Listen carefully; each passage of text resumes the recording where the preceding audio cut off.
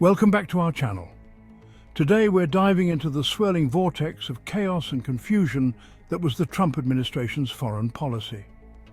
Buckle up because we're about to dissect the four main pillars of Trump's international strategy, or as I like to call it, the four horsemen of the diplomatic apocalypse.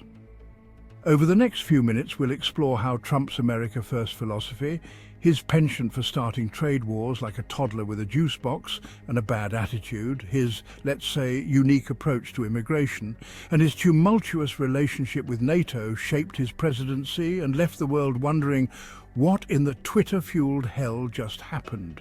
So, grab your passports because we're about to embark on a wild ride through the turbulent landscape of Trump's foreign policy. Don't worry, we've packed snacks. We'll need them. America First. It sounds like a slogan you'd find on a bumper sticker next to a bald eagle clutching a machine gun and wearing an American flag bandana. And in a way, it was. Trump wore his America First philosophy like a badge of honor, a shield to deflect any criticism of his often unilateral and isolationist approach to foreign policy. In Trump's view, the world was a zero-sum game, a giant poker table where other countries were constantly trying to cheat America out of its chips. International agreements? More like bad deals designed to take advantage of America's generosity. Multilateralism? Sounds like a fancy word for letting other countries walk all over us.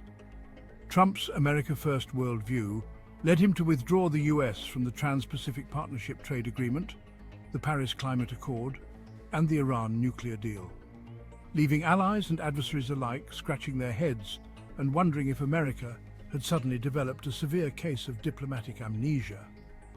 The irony, of course, is that by trying to put America first, Trump often left the US isolated and out of step with the rest of the world.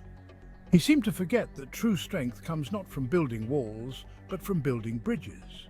But hey, who needs bridges when you can have a Twitter tantrum, right? If there was one thing Trump loved more than tweeting, it was a good old-fashioned trade war. And by good, I mean economically devastating and completely unnecessary. Trump viewed tariffs like they were some kind of magical elixir, a way to bring back manufacturing jobs and punish countries that dared to sell their goods to Americans for less than their American counterparts. China, with its massive trade surplus with the US, became Trump's favorite punching bag. He slapped tariffs on billions of dollars worth of Chinese goods, sparking a tit-for-tat trade war that left businesses on both sides of the Pacific reeling. Farmers, in particular, were hit hard by retaliatory tariffs imposed by China, leading to a surge in bankruptcies and a whole lot of angry farmers wondering why their livelihoods were being sacrificed at the altar of Trump's ego. But China wasn't the only country on the receiving end of Trump's tariff-happy fingers.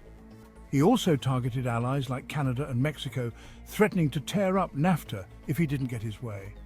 Eventually, a new trade deal, the USMCA, was negotiated, but not before Trump managed to alienate some of America's closest trading partners and inject a healthy dose of uncertainty into the global economy. The thing about trade wars is, they're not exactly easy to win. In fact, they tend to leave everyone worse off. But hey, at least Trump got to play tough guy on Twitter, right? Chapter 3. Immigration policies, because nothing says welcome to America like a wall and a travel ban. From the moment he descended that escalator, Trump made immigration a central theme of his presidency. And by central theme, I mean a convenient scapegoat for all of America's problems. Trump painted a picture of America under siege, overrun by criminals and bad hombres who were coming to steal jobs, commit crimes, and, I don't know, replace the national anthem with the Macarena or something. His signature policy, of course, was the border wall, a monument to xenophobia that would cost billions of dollars, achieve little in the way of actual border security, and leave a scar on the American landscape that would last for generations. But hey, at least it would make a great backdrop for Trump's rallies, right?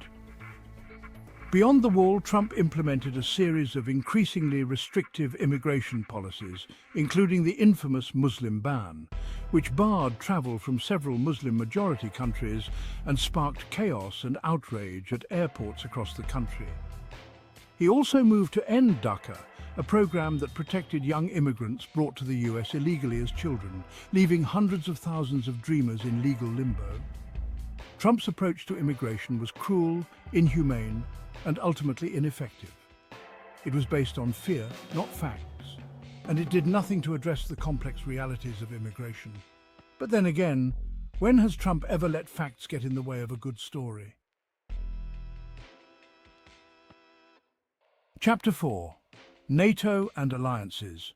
Because nothing says strong leader like alienating your allies and cozying up to dictators. Trump's relationship with NATO was, to put it mildly, complicated. Actually, you know what? Scratch that. It wasn't complicated at all. Trump viewed NATO like a protection racket, with the US as the muscle and other member states as deadbeat clients. He repeatedly berated NATO allies for not spending enough on defense. This undermined decades of transatlantic cooperation and played right into the hands of Russia. Meanwhile, Trump developed a strange affinity for strongmen and dictators. He praised Vladimir Putin's leadership even as Russia interfered in US elections. He showered Kim Jong-un with compliments despite North Korea's horrific human rights record. And he had a soft spot for Saudi Crown Prince Mohammed bin Salman even after the murder of journalist Jamal Khashoggi. Trump's foreign policy was often contradictory, but one thing was clear: he had little respect for democratic norms or alliances.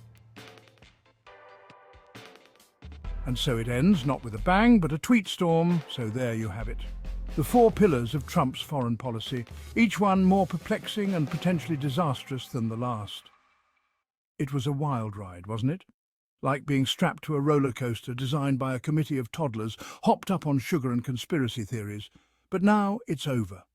The tweets have been silenced, for now at least. The tariffs have mostly been lifted, and the world is left to pick up the pieces. What will be the lasting legacy of Trump's foreign policy? Only time will tell. But one thing is for sure, the world will never be quite the same. Thanks for watching. If you found this video informative, don't forget to like, share and subscribe for more content. Let us know in the comments what you think about Trump's foreign policies.